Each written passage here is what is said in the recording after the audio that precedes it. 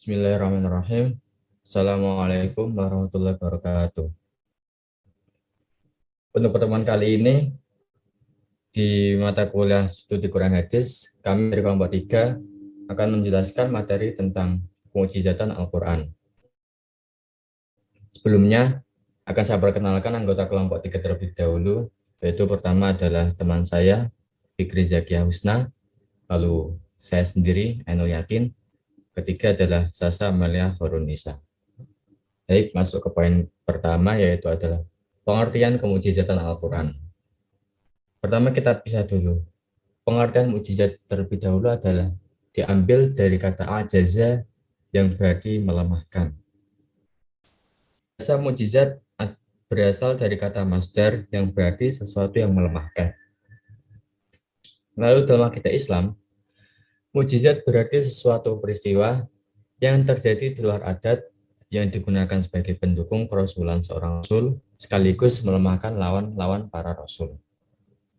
Lalu jika saya ambil pengertian dari para ahli, yaitu yang pertama menurut Al-Fakhr Ar-Razi, mukjizat adalah hal yang luar biasa, yang sangat berbeda dengan kebiasaan, disertai dengan tantangan yang tidak mungkin dilawan oleh siapapun.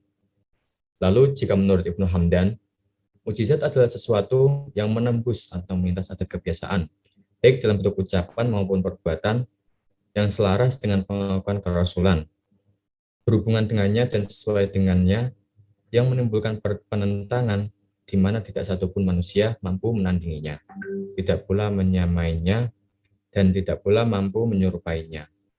Lalu yang terakhir, menurut Hasan Dia Al-Adin Al-Liter, mukjizat adalah sesuatu yang diberlakukan oleh Allah pada seorang nabi yang melampaui kemampuan-kemampuan manusia, yang bertentangan dengan hukum alam dan materi yang khusus, yang dengannya seorang nabi menghadapi tantangan manusia, sehingga tidak seorang pun dari manusia yang mampu melawannya. Dari ketiga pengertian para ahli yang saya sebutkan barusan, ada ada beberapa ciri utama yang dimiliki oleh mukjizat. Ciri utama yang dimiliki sebuah mukjizat yang pertama adalah sesuatu kelebihan yang luar biasa yang diberikan oleh Allah kepada seorang nabi atau rasul. Jadi jika kelebihan yang luar biasa yang diberikan oleh Allah kepada orang selain nabi atau rasul, maka kelebihan tersebut tidak bisa disebut sebagai mukjizat. Karena mukjizat adalah kelebihan yang luar biasa yang diberikan oleh Allah hanya kepada nabi dan rasul. Lalu yang kedua adalah sesuatu yang berlainan dan bertentangan dengan kebiasaan atau hukum alam. Adalah sesuatu yang diberikan kepada nabi dan rasul oleh Allah untuk melawan lawan-lawan para rasul yang berada di luar kemampuan para manusia. Dan yang ketiga adalah sesuatu yang tidak mampu ditandingi atau disaingi oleh siapapun. Berkaitan dengan poin kedua, yaitu berlainan dan bertentangan dengan kebiasaan atau hukum alam.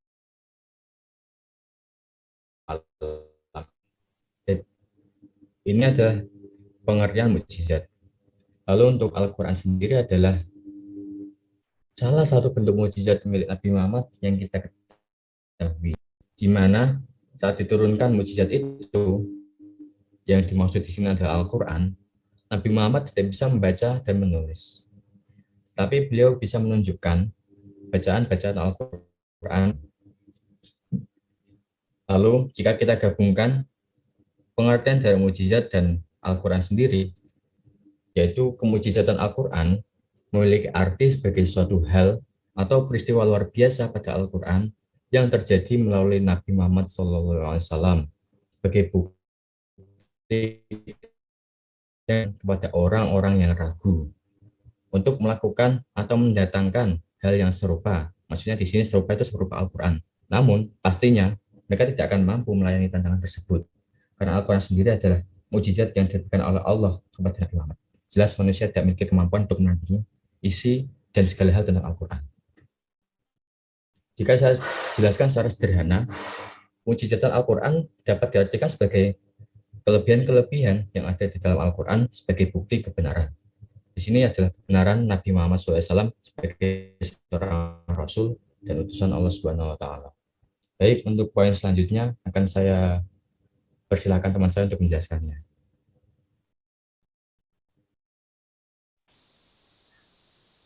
Baik, saya Fikri Zakia Husna akan melanjutkan penjelasan dari teman saya mengenai macam-macam dari kemukjizatan Al-Quran. Secara garis besar, mukjizat dapat dibagi menjadi dua. Yang pertama, mukjizat yang bersifat material indriawi yang tidak kekal. Mukjizat ini adalah mukjizat yang dapat disaksikan atau dijangkau langsung lewat indera oleh masyarakat tempat Nabi tersebut menyampaikan risalahnya. Contoh dari mukjizat ini adalah perahu Nabi Nuh dan tongkat Nabi Musa. Mukjizat yang kedua yaitu mukjizat imaterial atau mukjizat yang bersifat logis dan dapat dibuktikan sepanjang masa. Mukjizat ini merupakan mukjizat yang tidak bersifat indriawi atau material, tapi dapat dipahami dengan akal. Mukjizat ini sifatnya tidak dibatasi oleh suatu tempat dan masa tertentu, serta dapat dipahami oleh akal. Contoh dari mukjizat ini adalah mukjizat yang Allah turunkan kepada Nabi Muhammad SAW berupa Al-Quran yang dapat dijangkau oleh setiap orang, di mana saja dan kapan saja. Selanjutnya, macam-macam kemukjizatan Al-Quran. Menurut buku tafsir Al-Azhar, ada 4. Yang pertama, penjelasan tentang tercipta dan proses berjalannya alam semesta, seperti proses terjadinya bumi dan langit, bulan, bintang, matahari, dan juga proses turunnya hujan dan pengaruhnya terhadap kesuburan tanah di bumi. Yang kedua, menceritakan kisah-kisah tentang masa lalu, seperti berita tentang Tasmud, kaum Lut, dan lain sebagainya. Semua berita di dalam Al-Quran merupakan ketetapan dengan kenyataan yang benar, dan seluruh ahli sejarah mengakuinya. Sedangkan kemukjizatan Al-Quran yang ketiga adalah faswahah dan balaghah dalam setiap huruf dan ayat di dalamnya. Faswahah berarti terang atau jelas, sedangkan balaghah artinya kesesuaian kalimat yang fasih dengan situasi dan kondisi, di mana Al-Quran memiliki derajat yang tinggi dalam setiap susunan kata, irama, dan gaya bahasa. Dan yang terakhir adalah memberitakan tanda-tanda tentang suatu kejadian besar yang akan terjadi di masa depan. Banyak sekali ayat Al-Quran yang memberitakan peristiwa-peristiwa besar yang akan terjadi dalam kehidupan sehari-hari. Selanjutnya, materi mengenai aspek-aspek kemukjizatan Al-Quran akan disampaikan oleh teman saya. Baik, saya, Sasa Amelia Hoirunisa, akan melanjutkan penjelasan dari teman saya. Saya akan menjelaskan mengenai aspek-aspek dalam kemukjizatan Al-Quran. Mukjizat adalah suatu hal yang luar biasa yang diberikan Allah kepada nabinya untuk menyampaikan risalahnya. Menurut Syekh Manaf Khalil Al-Khotan dalam Mabahith fi Ulumil Quran, ada 3 aspek kemukjizatan Al-Quran yang ada di dalam Al-Quran, yaitu yang pertama, kemukjizatan bahasa, yang kedua adalah kemukjizatan ilmiah, dan yang ketiga adalah kemukjizatan tasyri'i. Yang pertama, kemukjizatan bahasa. Al-Quran turun di tengah-tengah masyarakat yang kaya akan sastra, banyak sekali yang menguasai sastra di sana. Namun, seketika Al-Quran diturunkan, seakan semuanya bungkam. Mereka sangat takjub dengan turunnya Al-Quran. Bahkan hanya dengan mendengarnya pun, mereka mengetahui bahwa Al-Quran sangat sulit dikarang oleh manusia. Gaya bahasa Al-Quran membuat orang Arab pada saat itu merasa kagum dan terpesona. Bukan saja orang-orang mukmin, tetapi juga bagi orang-orang kafir. Kehalusan ungkapan bahasanya membuat banyak di antara mereka masuk Islam. Bahkan Umar bin Khattab yang mulanya dikenal sebagai orang yang paling memusuhi Nabi Muhammad SAW dan bahkan berusaha membunuhnya, memutuskan masuk Islam dan beriman kepada Rasul hanya karena membaca petikan ayat-ayat Al-Quran.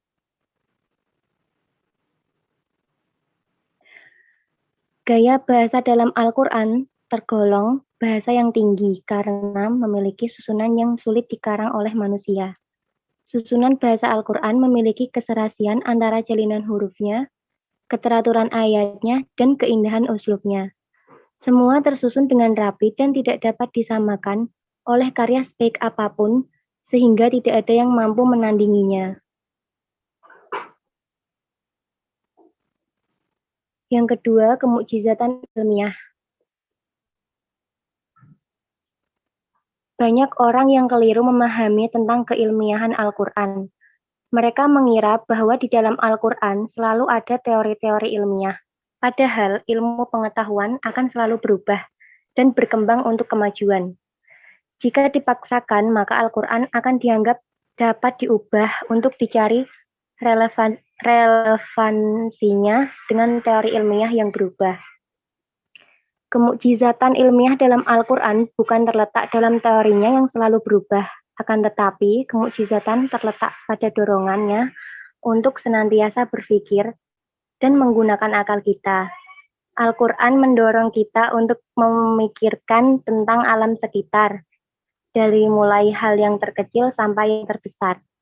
Kemukjizatan ilmiah Al-Quran tidak berisi mengenai suatu teori, melainkan berisi dorongan agar manusia selalu berpikir dan menggunakan akalnya untuk memikirkan alam sekitar, untuk membangkitkan kesadaran ilmiah kaum muslimin agar senantiasa berpikir.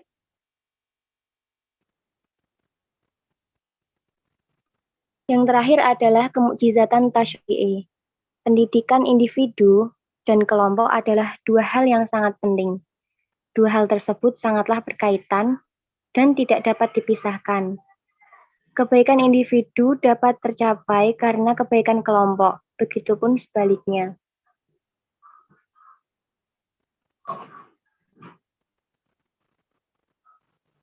Al-Quran memulai pendidikan individu dengan penanaman tauhid dan ibadahnya, kemudian melanjutkannya ke pendidikan keluarga yang merupakan lingkup sosial yang pertama.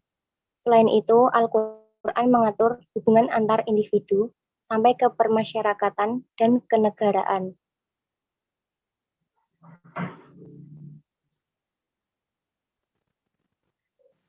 Dalam sejarah umat manusia, kita mengenal berbagai doktrin, sistem, dan perundang-undangan atau tasyri'i.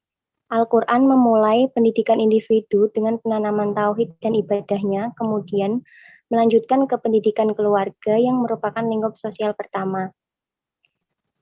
Hal tersebut bertujuan untuk mencapai kebahagiaan individu di dalam masyarakat utama. Namun, tidak ada satupun di antara buatan manusia yang dapat menyaingi keindahan dan kebesaran seperti kemukjizatan tasyri'inya Al-Quran.